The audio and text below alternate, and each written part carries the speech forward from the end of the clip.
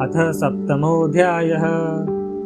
मैं मातंगी देवी का ध्यान करता हूँ। वे रत्नमय सिंहासन पर बैठकर पढ़ते हुए तोते का मधुर शब्द सुन रही हैं। उनके शरीर का वर्ण श्याम है। वे अपना एक पैर कमल पर रखे हुए हैं और मस्तक पर अर्धचंद्र धारण करती हैं तथा कमहार पुष्पों की माला धारण किए वीणा बजाती हैं। उनके अंग में किसी हुई चोली शोभा पा रही है। वे लाल रंग की साड़ी पहने हाथ में शंखमय पात्र लिए हुए हैं। उनके वदन पर मधु का हल्का हल्का प्रभाव जान पड़ता है और ललाट में बेंदी शोभा दे रही है। ऋषि कहते हैं, तदनंतर शुंभ की आज्ञा पाकर वे चंड मुंड आदि दैत्य चतुरंगिणी सेना के साथ अस्त्र शस्त्रों से सुसज्जित हो चल दिए। फिर गिरिराज हिमालय के सुवर्णमय ऊंचे शिखर पर पहुंचकर उन्होंने सिंह पर बैठी देवी को देखा। वे मंद मंद मुस्कुरा रही थीं। उन्हें देखकर दैत्य लोग तत्परता से पकड़ने का उद्योग करने लगे। किसी ने धनुष तान लिया, किसी ने तलवार संभाली और कुछ लोग देवी के पास आकर खड़े हो गए। तब अंबिका ने उन शत्रुओं के प्रति बड़ा क्रोध किया। उस समय क्रोध के कारण उनका मुख काला पड़ गया, ललाट में भौहें टेढ़ी हो गईं और वहां से तुरंत विकराल मुखी काली प्रकट हुई, जो तलवार और पास लिए हुए थी। वे विचित्र खटवांग धारण किए और चीत के चर्म की साड़ी पहने नर मुंडों की माला से विभूषित थी। उनके शरीर का मांस सूख गया था, केवल हड्डियों का ढांचा था, जिससे वे अत्यंत भयंकर जान पड़ती थी।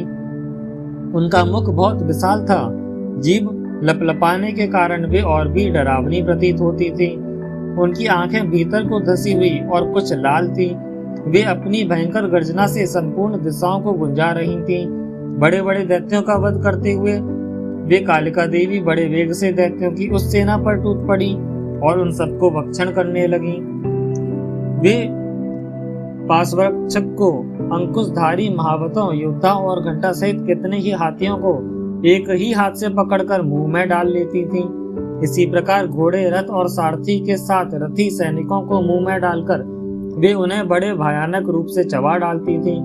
किसी के बाल पकड़ लेती, किसी का गला दबा देती, किसी को पैरों से कुचल डालती और किसी को छाती के धक्के से गिराकर मार डालती थीं। वे असुरों के छोड़े हुए बड़े बड़े अस्त्र शस्त्र मुंह से पकड़ लेती और रोष में भरकर उनको दांतों से पीस डालती थीं।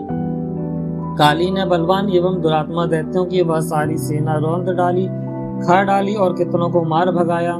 कोई तलवार के घाट उतारे गए, कोई खटवांग से पीटे गए और कितने ही असुर दांतों के अग्रभाग से कुचले जाकर मृत्यु को प्राप्त हुए। इस प्रकार देवी ने असुरों की उस सारी सेना को क्षण भर में मार गिराया। यह देखकर चंड उन अत्यंत भयानक काली देवी की ओर दौड़ा तथा महादैत्य मुंड ने भी अत्यंत भयंकर बाणों की वर्षा से तथा हजारों बार चलाए हुए चक्रों से उन भयानक नेत्रों वाली देवी को आच्छादित कर दिया। वे अनेकों चक्र देवी के मुख में समाते हुए ऐसे जान पड़े मानो सूर्य के बहुतेरे मंडल बादलों के उदर में प्रवेश कर रहे हों। तब भयंकर गर्जना करने वाली काली ने अत्यंत रोष में भरकर विकट अट्टहास किया। उस समय उनके विकराल वदन के भीतर कठिनता से देखे जा सकने वाले दांतों की प्रभा से वे अत्यंत उज्जवल दिखाई देती थी। देवी ने बहुत बड़ी तलवार हाथ में ले हम का उच्चारण करके चंड पर धावा कर दिया और उसके केस पकड़कर उसी तलवार से उसका मस्तक काट डाला। चंड को मारा गया देखकर मुंड भी देवी की ओर दौड़ा। तब देवी ने रोष में भरकर उसे भी तलवार से घायल करके धरती पर सुला दिया।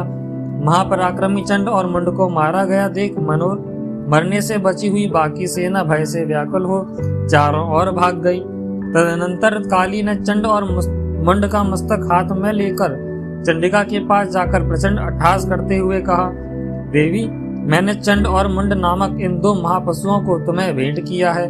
अब युद्ध यज्ञ में तुम शुंभ निशुंभ का स्वयं ही वध करना। ऋषि कहते हैं, वहां लाए हुए उन चंड मुंड नामक महादैत्यों को देखकर कल्याणमयी चंडी ने काली से मधुर वाणी में कहा, देवी, तुम चंड और मुंड को लाकर मेरे पास आई हो, इसलिए संसार में चामुंडा के नाम से तुम्हारी ख्याति होगी। इस प्रकार श्री मार्कंडेय पुराण में सावर्णिक मनवंतर की कथा के अंतर्गत श्री देवी महात्म्य में चंड मुंड नाम वध नामक 7वां अध्याय पूरा हुआ। बोलो जगत जननी माँ जगदम्बा की जय।